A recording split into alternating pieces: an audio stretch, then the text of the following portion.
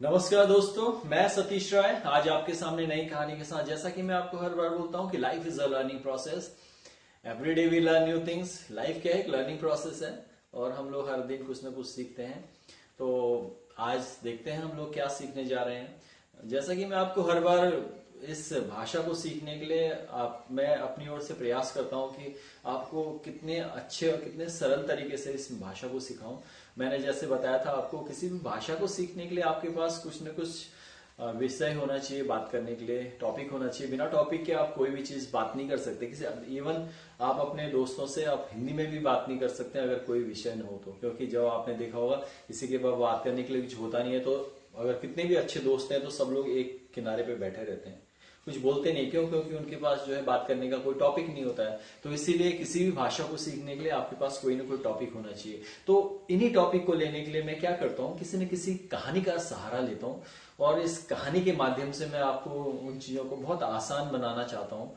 और आसान बना के क्या होता है कि मैं भी आपको वो चीजें बहुत अच्छे से उन तथ्यों को समझा सकता हूँ और आप भी समझ सकते हैं। क्योंकि कहानी एक ऐसी चीज होती है जो अगर अच्छी लगे ना तो वो आपके दिमाग में अपने घर कर जाती है। जब कोई भी कहानी घर कर जाती है ना तो वो बहुत लंबे समय तक रहती है और जब उसकी जरूरत होती है ना वो अपने आप बाहर आ जाती है। तो मैं चाहता हूँ कि ये भाषा को मैं इस अंग्रेजी भाषा को इस तरीके से मैं सिखाऊं कि आपके दिमाग में वो घर कर जाए और जब कभी भी उसकी आवश्यकता हो अपने आप निकल जाए। तो यह एक बहुत सरल तरीका है, क्योंकि मैंने आपको बताया कि जो हमारा एक्सपीरियंस है, जो हमारा अनुभव है बच्चों को सिखाने का है, तो हम हर किसी को जो सीखने वाला होता है वो बच्चा ही समझ के हम सिखाते हैं। और हम ये चाहते हैं कि कोई भी इसको बच्चा समझ के अगर सीखेगा तो बहुत ही आसान हो जाता है और वो समझता है कि हाँ इसका क्या मतलब निकलता है। तो इसीलिए हम हर बार जो है कहानी का सहारा लेते हैं। नहीं तो बहुत सारे लोगों को लगता होगा कि मैं यहाँ पे आके कहानी आपको बता के जाता हूँ।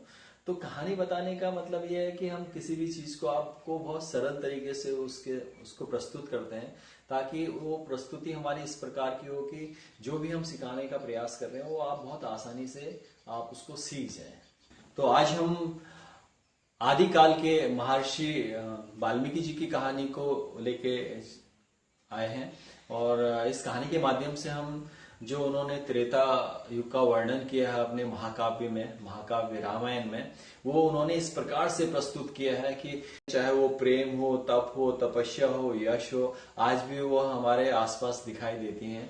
और उनका प्रभाव इतना है कि हर कोई चाहता है कि जिस प्रकार से महाकाव्य में, रामायण महाकाव्य में जो पात्र थे, हर कोई चाहता है कि राम जैसा पति मिले, सीता जैसी पत्नी मिले, और भरत, शत्रुघ्न, लक्ष्मण जैसे भाई मिले, हनुमान जैसा मित्र मिले। तो कितनी अच्छी छाप छोड़ी है महर्षि वाल्मीकि जी के महाकाव्य में। आप समझ सकते हैं कि वो त्रेता युग का उन्होंने वर्णन किया है और उसका वर्णन सुनते ही मतलब एक ऐसा लगता है कि हम एक अलग से युग में आ गए हैं। लेकिन हमने इस कलयुग में देखा है कि जो उसका प्रभाव है वो जो है सिमटता जा रहा है। मानता हूं कि हम कहीं ना कहीं पे वो चीजें अभी भी हैं, लेकिन अगर हर समाज में अगर इस प्रकार के पात्र हों, मतलब कैरेक्टर हो, तो मैं समझता हूं कि कलयुग भी जो है त्रेता युग की तरह हो सकता है।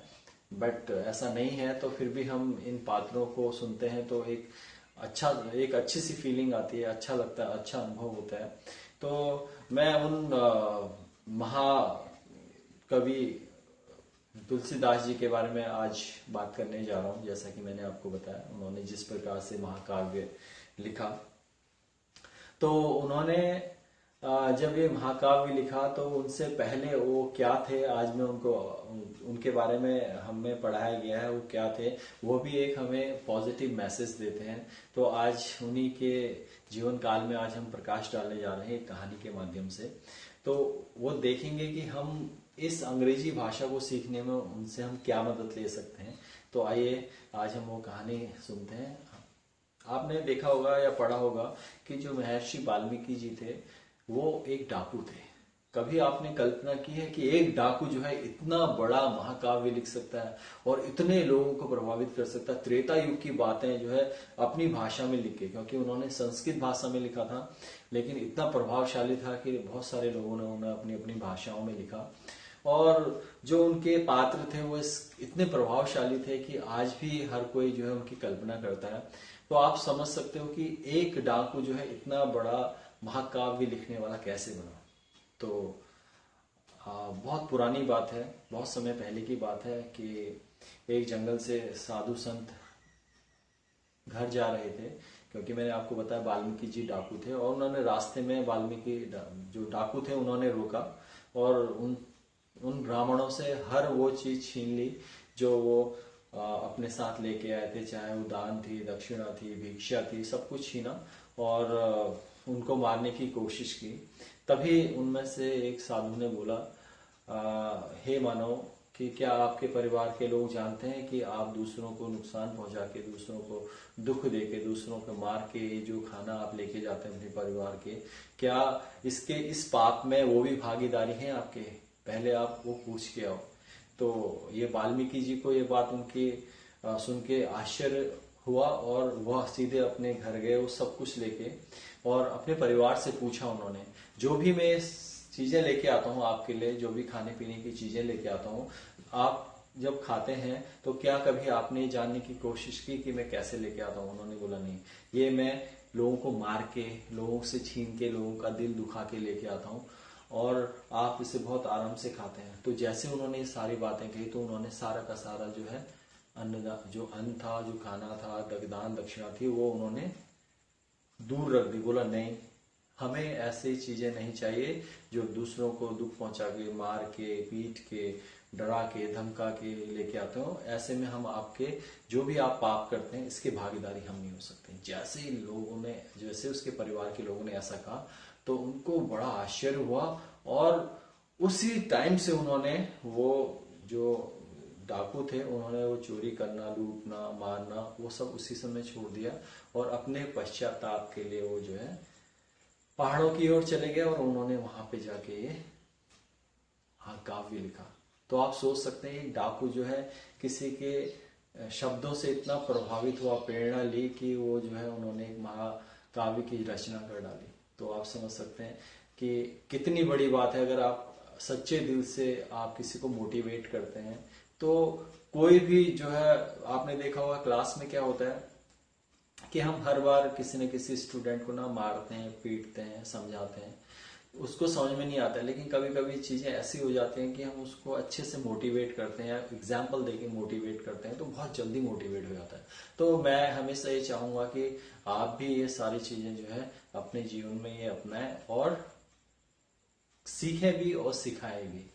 अगर आज के टाइम में अगर हम लोगों को बताते हैं कि ये कहानी थी, क्योंकि हम तो नहीं जानते, लेकिन फिर भी हम इस कहानी के माध्यम से हम बहुत कुछ सीख सकते हैं कि कोई भी कितना भी गलत आदमी हो, अगर उसे कोई सही दिशा देने वाला हो तो वो इंसान भी जो है बहुत आगे जा सकता है। उसी प्रकार से जो हमारे स्टूडेंट होते हैं, अगर कोई कितना भी गलत है या कितना भी पढ़ने में कमजोर है, अगर उसको सही दिशा और सही तरीके से दिशा दें तो बहुत आगे जाके अपना नाम रोशन कर सकता है, अपना भविष्य बना सकता है। तो इसीलिए हमें क्या करना है, उसको इस तरीके से मैसेज देना है कि वो मैसेज जो है उसके पॉजिटिव तरीके से जाए।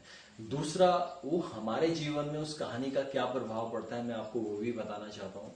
आपने देखा होगा कि हमारे आसपास में, हमारे समाज में कभी भी कोई परिवार अपने जो परिवार का मुखिया होता है, जो सामान को लेके आता है, उसको ये बताता नहीं है कि वो किस प्रकार का काम करके वो अपने परिवार का पालन पोषण कर रहा है। आपने देखा होगा कि अगर वो गलत तरीके से पालन पोषण करता है तो उसका जो प्रभाव होता है वो उसके बच्चों में दिखाई देता है, वो उसके आसपास के घर के सदस्यों में दिखाई देता है, जो उस गलत कार्य का वो अन्न या वो खाना पीना लेके आता है, तो उस सारे परिवार का उसके ऊपर नेगेटिव प्रभाव पड़ता है।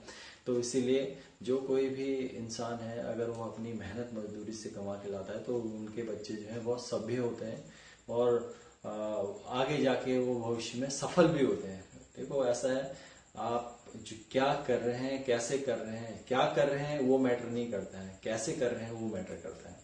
क्योंकि कैसे कर रहे हैं मतलब क्या कर रहे हैं, हर कोई कुछ न कुछ कार्य करता है, लेकिन कैसा कार्य करता है, कहीं किसी का दिल दुखा के तो नहीं करता है, कहीं से चोरी करके तो नहीं लाता है, या किसी को मार के तो नहीं लाता है। ये सारी चीजें आपको भी पता होनी चाहिए। अब ये सारी चीजें हमने जो भी कहानी बनाई, अब आपने जो कहानी नहीं, कहीं ना कहीं पे इसमें सत्यता दिखती है, हमारे आसपास में समाज में सारी चीजें दिखती हैं। तो अब हम इसको किस प्रकार से अपनी भाषा को सीखने में क्योंकि देखो मैंने आपको क्या बोला कि किसी भी भाषा को सीखने के लिए हमें कोई ना कोई टॉपिक चाहिए। आज हमारे पास ये टॉपिक है, बहुत अच्छा टॉपिक है, इस पे हम बहुत अच्छी बातें कर सकते हैं। और तो मैंने जो आपको टॉपिक सुना है, आपने ऐसा ही नहीं करना है। आपने इस जो भी मैंने आज आपको महाकवि वाल्मीकि जी की जो कहानी सुनाई, उसको आप इस अपने शब्दों में ऐसे बनाओ कि जो भी चीजें मैंने आपको करवाई हैं वो सारी की सारी चीजें आ जाए। जैसे अब आपको पता होना चाहिए कि महाकाव्य को क्या कहते हैं। महाकाव्य को कहते हैं एपिक। जो एपिक था, ठीक है, अब प्रेम हो गया, लव, ठीक है, और क्या कहते हैं, त्याग हो गया, सेक्रीफाई, और यश हो गया, सक्सेस, और क्या था इसमें, तपस्या, प्रेजेंस हो गया, ठीक है।